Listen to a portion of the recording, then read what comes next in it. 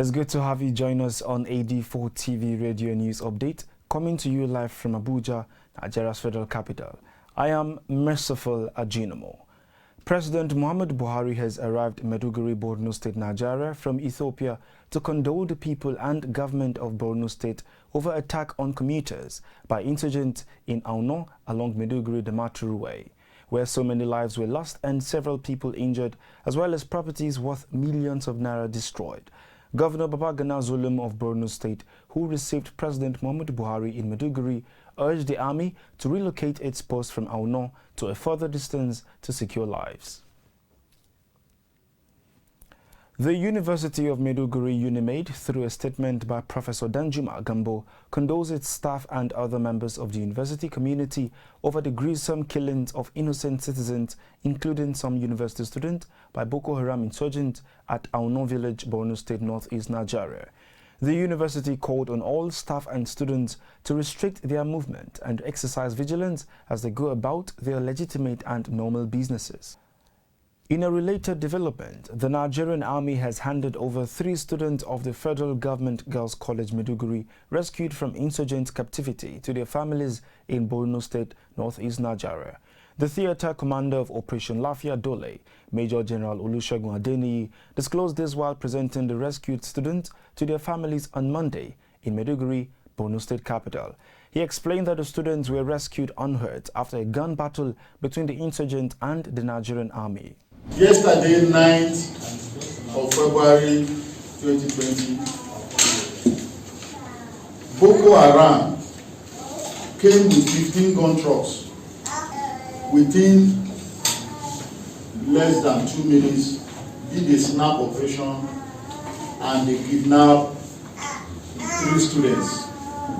The gentleman officer standing to my left is Lieutenant Colonel Yusuf, commanding officer of 158 Task Force Battalion. He recovered the 3 children and brought them back. The Federal Executive Council Nigeria this Wednesday approved a sum of 867.2 million naira for engineering design of an additional lane on the Kano-Abuja highway. The Minister of Works and Housing, Nigeria, Babatunde Fashola, Senior Advocate of Nigeria, revealed this to journalists while briefing them on the outcome of the weekly cabinet meeting presided over by Vice President Yemi Osinbajo. The Ministry of Works and Housing presented a memorandum to appoint a consultant for the engineering design of the additional lane for the Abuja-Kano highway for 867.263 million naira. The council approved that memo for the works to be executed in 5 months. Now the government of Ethiopia has signed a visa waiver agreement with Nigeria for diplomatic and official passport holders. This was disclosed in a statement issued by Malam Garba Shehu, Senior Special Assistant on Media and Publicity to President Muhammadu Buhari on Wednesday in Abuja. According to the statement, Prime Minister Abiy Ahmed and President Muhammadu Buhari did the signing of the agreement on Tuesday in Addis Ababa, the capital of Ethiopia. The agreement, which also includes cooperation in military defense, was signed by the Nigerian Minister of Foreign Affairs, Geoffrey Onyema, and his Ethiopian counterpart. In another development, Nigeria's President Muhammadu Buhari, in a state dinner in Addis Ababa, Ethiopia on Tuesday night, has said that a strong cooperation between Nigeria and Ethiopia would provide a strong pillar for African integration. President Buhari noted that such cooperation would give concrete effect to the African Continental Free Trade Area. He further stated that the 2 most populous countries on the continent, Nigeria and Ethiopia, shared similar challenges, stressing that it has become imperative for both countries to strengthen and expand cooperation at all levels and in all areas. You're watching AD4TV Radio News Update. We'll go on a short break now. Up next, UNICEF advocates legal action for violence against children. Aviation Minister says Nigeria is ready to fly national carrier. Corps members assured of their security, Director General NYSC. More stories when we return to stay. AD4TV Radio, we focus on education with emphasis on research and innovation, science and technology, women and girl child education, children, health, youth and sports, socio-political and economic reforms, security, environment, entrepreneurship, and entertainment. Will give you information at your fingertips. Learn on the go. Follow AD4TV Radio on Facebook, Twitter, LinkedIn, Instagram, and YouTube. AD4TV Radio, reliable and credible. We love you, AD4TV Radio. Many thanks for staying. The United Nations Children's Emergency Fund, UNICEF, has urged the Nigerian government to put in place a legal framework to punish perpetrators of violence against children. The head of UNICEF Kano Field Office, Maulid Warfa, said this while making public the research findings on the impact of violence on girls' education last Tuesday in Kano, northwest Nigeria. The UNICEF chief was represented at the event by the senior education manager of the fund, Michael Banda, who called for zero tolerance to any form of violence on children, either in schools or communities. The Minister of Aviation, Nigeria, Senator Hadi Sirika, said the federal government remains focused to fly the national carrier. Sirika made this known through the Director of Planning, Research and Statistics in the ministry, Muhammad Shehu, who represented him at the 7th edition of Aviation Workers Week this Tuesday in Abuja. According to him, actualization of the national carrier will create jobs to boost the nation's gross domestic product. Permit me to inform and re-emphasize to all in attendance that our focus and resolve to float a national carrier is still on course. It is my hope that all the invitees and those in attendance after this event will have a lesson which should further shape our views and opinions on the necessity or otherwise of a national carrier. The Director General of the National Youth Service Corps, Brigadier General Shaibu Ibrahim, has assured members of the Corps optimum security as they carry out their civil duties to the nation, stating that the federal government takes the welfare of Corps members very seriously.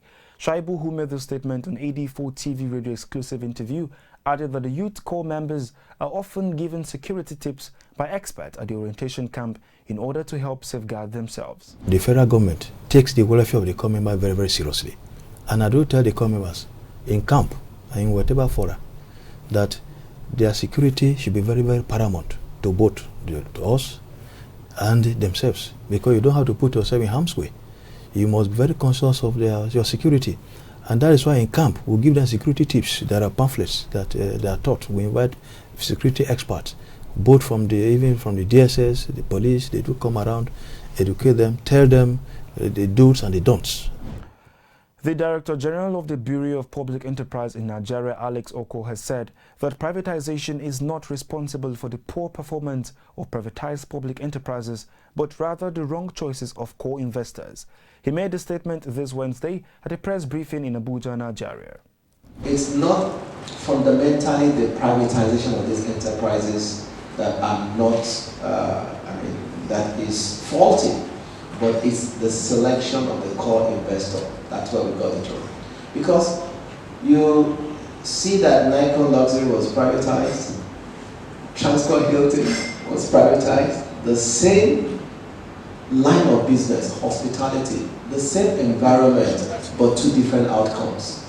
So it must mean that the problem fundamentally is not in the privatization, it's in the selection of the core investor. Now to news on the foreign scene. The number of people infected with the new coronavirus has reached 44,653 in China, while Japan recorded 174 cases, which according to health authorities this Wednesday is the largest number of infections outside China.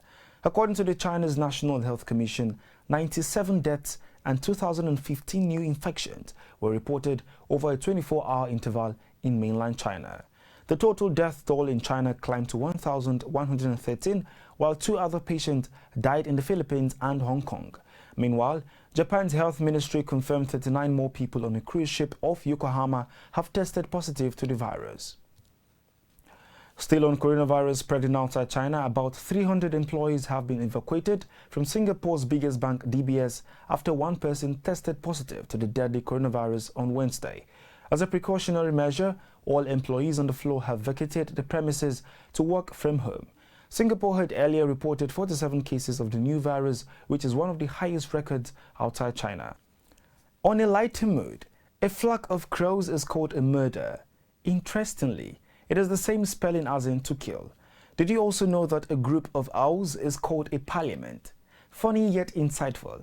What other funny definitions do you know? Please share your thoughts on our social media handles at AD4TVRADIO. That's it on AD4TV Radio News Update, coming to you live from Abuja, Nigeria's federal capital. You can join the conversation on our website, www.ad4tvradio.com. Please like and subscribe to our YouTube page at AD4TV Radio. Many thanks for watching. I am Merciful Ajinomo.